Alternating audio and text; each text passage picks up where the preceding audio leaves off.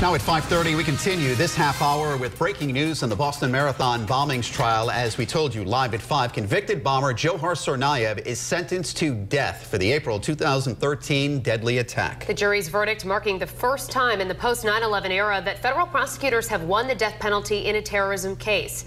A years-long appeals process is expected, but if Tsarnaev's conviction is not overturned, he's expected to be put to death by lethal injection.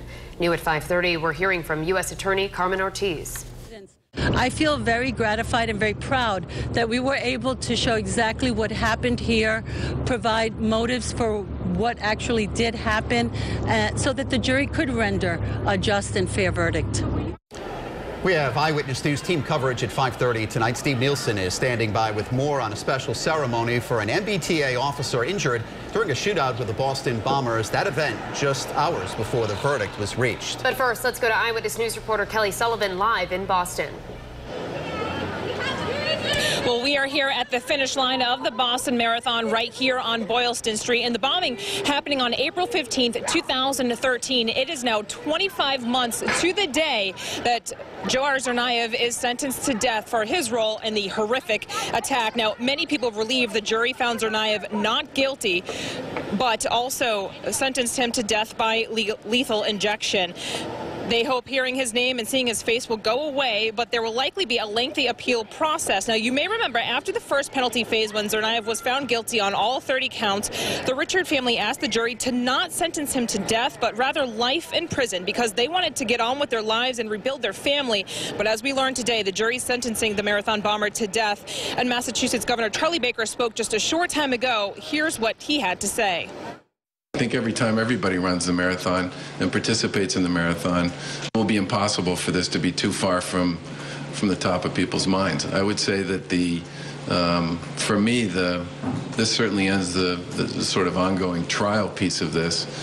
But I think it'll be a really long time before this episode and all that came with it ever lands in my rearview mirror. And I think that would be true for most people. So again, Tsarnaev found guilty on all 30 counts in the first phase of the trial, and then found guilty again, being sentenced to death in this penalty phase.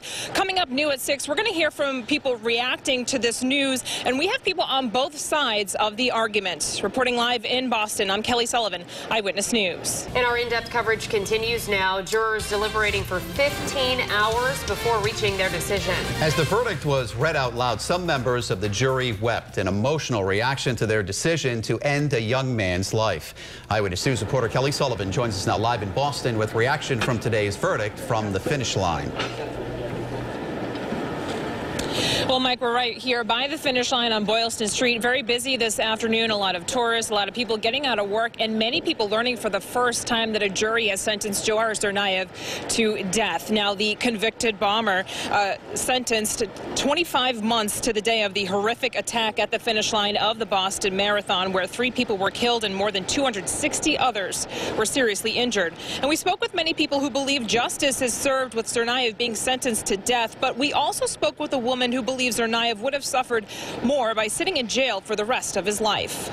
Yeah, I think they did the right thing. So yeah. You were in favor of him getting the death penalty? Oh, absolutely. How come? He deserved it. He killed a bunch of people. He's a terrible person. One of the major things is what the Richards family will now have to go through. But it would have been much more difficult for him to spend the rest of his life in prison, and he should have.